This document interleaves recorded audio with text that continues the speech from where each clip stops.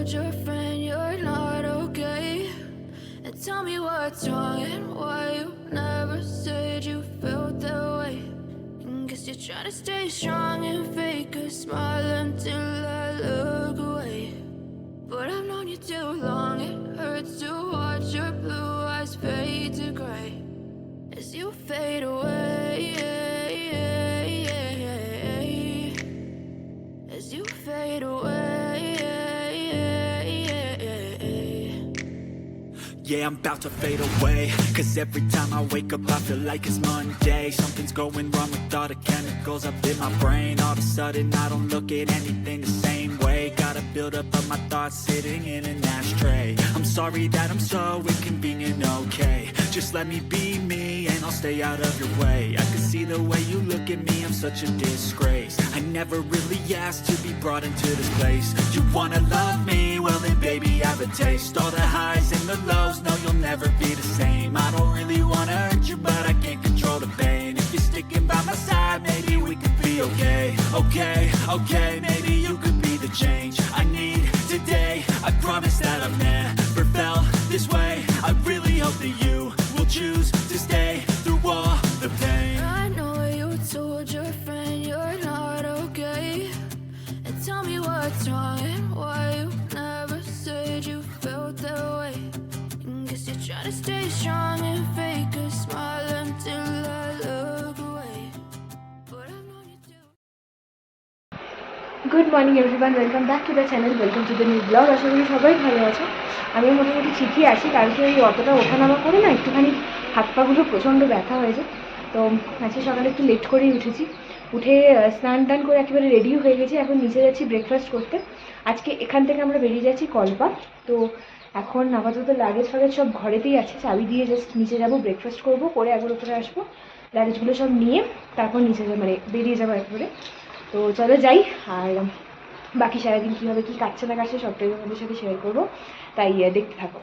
তো নিচে চলে এসেছি ব্রেকফাস্ট করতে, এখানে সবাই বসে গেছে। আর কালকে ওই ডিম দিয়ে ম্যাগি খেয়ে সবার এত ভালো লেগেছিলো যে সবাই আবার ম্যাগি খাচ্ছে।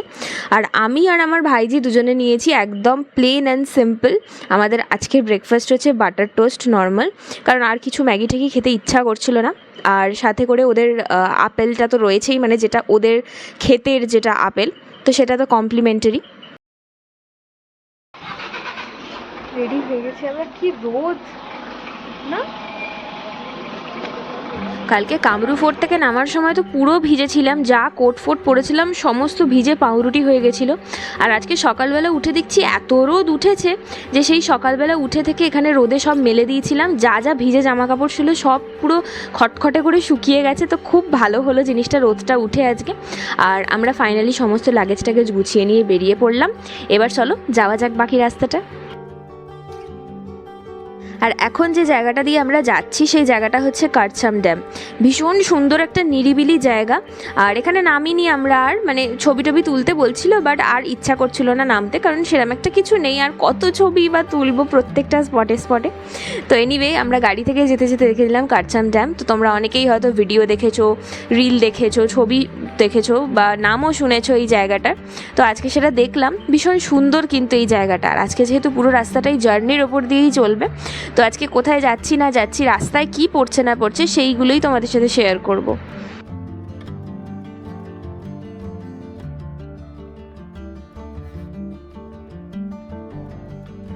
আর গাড়িতে চলছে একটা হালকা গান, আর গান শুনতে শুনতে বেশ অনেকটা পথ আমরা চলে এসেছি। আর এখন যে জায়গাটা দিয়ে যাচ্ছি কি দারুণ দেখো। এখানে না বেশিরভাগ রাস্তাটাই যেদিকে তাকাবে সেদিকে শুধু রক দেখতে পারবে, মানে কাঠখোট্টা একটা জায়গা। তো এখানে আবার টানেলের কাজও চলছে। তো এখন অলমোস্ট অনেকটাই চলে এসেছি, আর কিছুটা রাস্তা বাকি আছে। তো এবার সোজা যাই হোটেলে পৌঁছাই, তারপর আবার বাকিটা তোমাদের সাথে শেয়ার করছি। তাই ব্লগটা কিন্তু দেখতে থাকো স্কিপ না করে।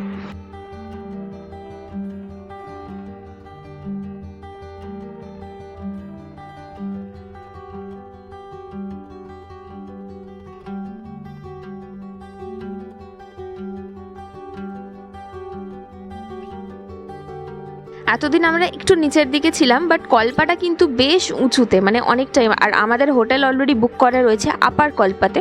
তো এনিওয়ে এখন আপাতত একটা জায়গায় নেমেছি। এইটা হচ্ছে একটা মার্কেটটার নাম হচ্ছে, মানে জায়গাটার নাম হচ্ছে রেকংপিও মার্কেট। তো আমাদের যিনি গাড়ি চালাচ্ছেন ড্রাইভার দাদা, উনি বললেন যে এখানে নেমে যদি কারোর কিছু ঘোরার থাকে বা যদি কিছু নেওয়ার থাকে তো আপনারা একটু ঘুরে নিন।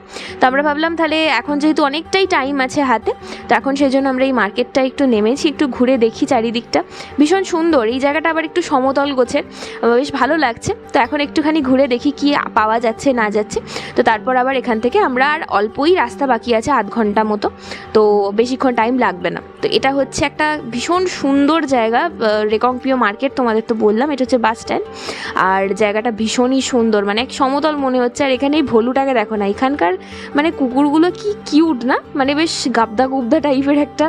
তো এখানে মার্কেটে নেবে প্রথমেই আমার মা বাবা ঢুকে পড়েছে একটা দোকানে। তো সব দোকানেই মোটামুটি ঘুরে ফিরে দেখছি, বাট খুব একটা যে সস্তা তা কিন্তু নয়, বেশ দাম।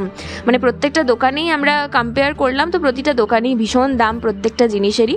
এখন আমরা আপাতত একটা হোম ডেকরের দোকানে ঢুকেছি। এই জিনিসগুলো দেখতে এত কিউট জিনিসপত্র রয়েছে, এত ভালো লাগছে দেখতে, বাট ভীষণ দাম। বিশেষ করে এই মার্কেটটায় পুরোটাই, মানে এর থেকে অনেক কমে আমরা কিনেছি। মানে যে জিনিসটার 200-300 টাকা দাম, সেটাই এখানে বলছে 900-1000 টাকা দাম, এরকম অবস্থা। তো ভীষণ সুন্দর সুন্দর জিনিসও আছে। তো এখান থেকে আমার কিছু জিনিস নেওয়ার ছিল, কিছু ফ্রিজ ম্যাগনেট নিলাম আমার ভাইপোর জন্য, কারণ প্রত্যেকবারে গেলে আমার ফ্রিজ ম্যাগনেটগুলো নিয়েও টানাটানি করে। তো এবার এখান থেকে ওইগুলোই নিলাম। নিয়ে আমরা আপাতত এসেছি ঠান্ডায় একটু আইসক্রিম খেতে একটা চাটের দোকানে। তো এখানে মানে ফুচকাও পাওয়া যাচ্ছিলো, বাট একটু ডিফারেন্ট টেস্টটা। তো সবাই বলেছে তাহলে মানে একটু টেস্ট করি সবাই। তো একটা দাদা নিয়েছিল, তো সেখান থেকে আমরা একটু টেস্ট করলাম। নিয়ে এখন আপাতত আমরা খাচ্ছি হচ্ছে কুলফি। এখানে কুলফিটা খেয়ে দেন সোজা যাব এখান থেকে আপার কল্পার যে হোটেলটা আমাদের বুক করা রয়েছে।